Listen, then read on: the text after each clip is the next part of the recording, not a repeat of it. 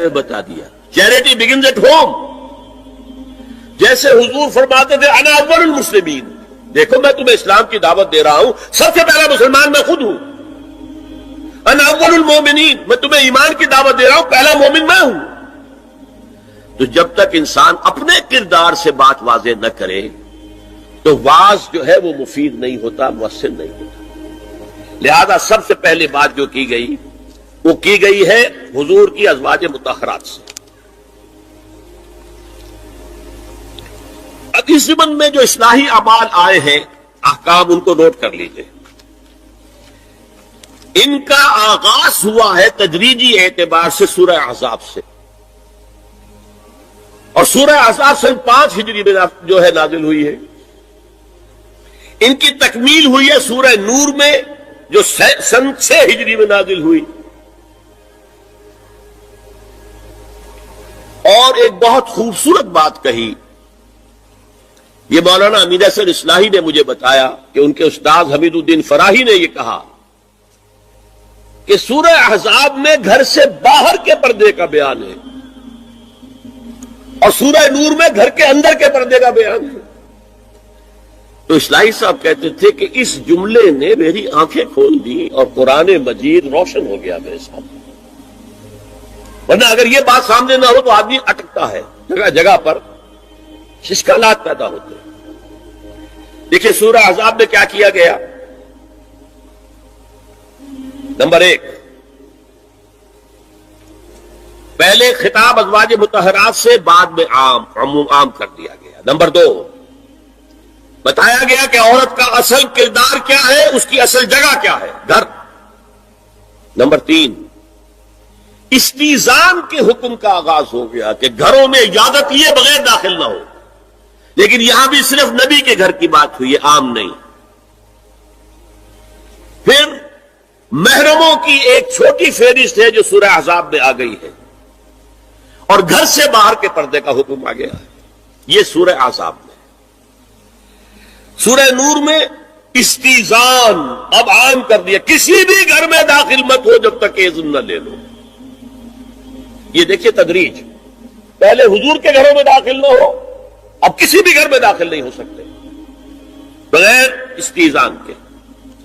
اور احادیث مبارکہ میں اتنی سختی آئی ہے، میں بعد میں آپ کو بتاؤں گا. دوسرے یہ کہ گھر کے اندر پردہ جو محرموں سے پردہ ہے، محرموں سے پردہ. محرم کون ہوتا ہے یہ سمجھ لیجئے.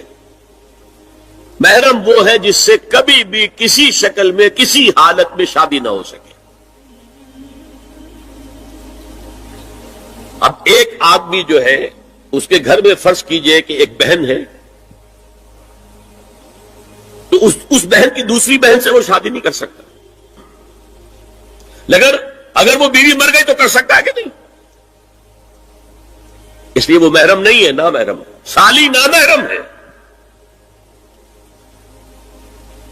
آپ کا بھائی ہے، اس کی بیوی ہے، بھابھی ہے آپ کی، آپ دیور ہیں، بھابھی سے شادی تو نہیں کر سکتے. لیکن اگر بھائی کا انتقال ہو جائے تو آپ شادی کر سکتے.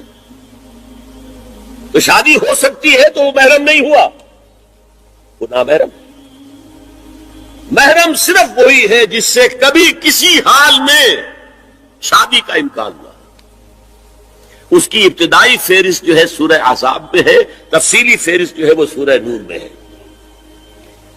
اب دیکھیے گھر کے اندر بیٹھنے سے متعلق کیا بات کہی گئی. بزار اور ترمذی میں حضرت عبداللہ ابن مسعود سے نبی ایک وسلم کا یہ ارشاد نقل ہوا ہے، ان المرأۃ عورۃ، عورت چھپا کر رکھنے کی چیز ہے. ہمارے ایک نوجوان ساتھی نے ایک دفعہ مضمون لکھا تھا بڑا پیارا. انہوں نے کہا کہ قرآن مجید میں جو اشارات ہیں، حور مقصورات فی الخیام، وہ حوریں جو ہوں گی وہ خیموں کے اندر ہوں گی، وہیں رہیں گی. قصر کہتے ہیں روک دینے کو، باہر نہیں نکلتی. وہ مقصورات فی الخیام، حوروں کا کانہن لؤلؤ مکنون، ایسے ہوں گے کہ جیسے کہ موتی جسے چھپا کر رکھا جائے. عورت چھپا کر رکھنے کی شے ہے. المرأۃ کلھا عورۃ، عورت کہتے ہیں اس کو ہے جسے چھپا کر رکھا جائے. ان المرأۃ عورۃ فاذا خرجت، جب وہ گھر سے نکلتی ہے استشرفھا شیطان، اب شیطان جو ہے اس کو طاق میں رکھتا ہے. واقرب ما تکون برحمت ربھا وہی فی قعر بیتھا، وہ اپنے رب کی رحمت سے قریب ترین ہوتی ہے جبکہ اپنے گھر کے بھی کسی اندرونی حصے میں. صحن میں ہوگی تو شاید دور دور کے کوٹھوں سے نظر پڑ جائے. اسی لیے فرمایا مردوں کے لیے مسجد میں نماز افضل 28 گنا، اور عورت کے لیے گھر کی نماز مسجد سے افضل، گھر کے صحن کی مسجد سے افضل، دالان کی صحن سے افضل، کمرے میں اس سے افضل، اور کمرے کی کوئی بغلی کوٹھڑی ہے تو اس میں سب سے افضل. یہ احادیث نبی اکرم صلی اللہ علیہ وسلم. مزاج ہے نا، اس سے بن رہا ہے، ایک معاشرت وجود میں آ رہی ہے. یہ ساری چیزیں کیوں آ رہی تھیں؟ اور سنیے، عبداللہ ابن احمد ابن حنبل نے زوائد الزہد میں اور ابن ابی شیبہ نے ابن سعد نے اپنی کتابوں میں مسروق کی روایت نقل کی ہے کہ حضرت عائشہ جب تلاوت قرآن کرتے ہوئے اس آیت پر پہنچتی تھی وقرن فی بیوتکن، تو بے اختیار رو پڑتی تھی. قرآن کہتا ہے اپنے گھروں میں رہو. حضرت عائشہ نے شہادت عثمان کے بعد باہر نکل کر لشکر کی قیادت کی. پھر ساری عمر افسوس رہا کہ میں نے غلط کہا. دیکھیے کیا معاملہ تھا. حضرت علی رضی اللہ تعالیٰ سے جنگ کی تھی، 10,000 آدمی ایک رات میں مرے، لیکن حضرت علی کا کردار کیا تھا؟ یہ نہیں کہ اب عائشہ شکست ہو گئی ہے تو لوڈی بنا لوں. انا للہ و انا الیہ.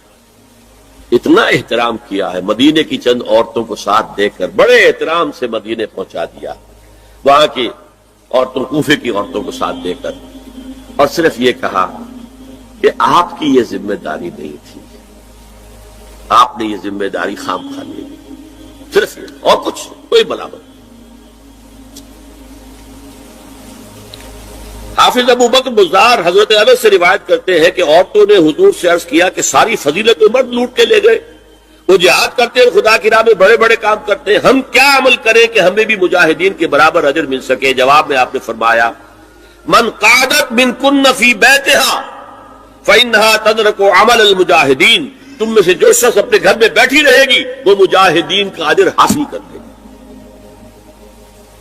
یہ ایک ہوا کا رخ ہے، بتایا جا رہا ہے، یہ نظام ہے جس کو اس شکل میں دیا جا رہا ہے. اب میں چاہتا ہوں سورہ احزاب کی جو آیات ہیں ان کے حوالے سے کچھ باتیں جو حکمت دین کی ہیں اور بہت اہم ہیں وہ آپ کے سامنے آ جائیں. دیکھیے، میں نے سب سے پہلے آیت پڑھی تھی لَقَدْ كَانَ لَكُمْ فِي رَسُولِ اللَّهِ أُسْوَةٌ حَسَنَةٌ.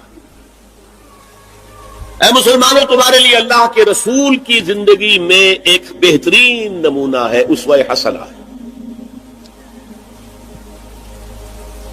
ایک بات اس میں غور طلب ہے، مردوں کے لیے تو اسوہ کامل ہے. مرد اگر سپہ سالار ہے تو اسوہ موجود ہے حضور کا، مرد اگر صدر ریاست ہے، خلیفہ ہے تو اسوہ موجود ہے رسول کا، تو قاضی القضات ہے تو اسوہ موجود ہے رسول کا، کوئی کسی مسجد میں خطیب ہے، امام ہے تو اسوہ موجود ہے، باپ کی حیثیت سے اسوہ موجود ہے، شوہر کی حیثیت سے اسوہ موجود ہے کہ نہیں؟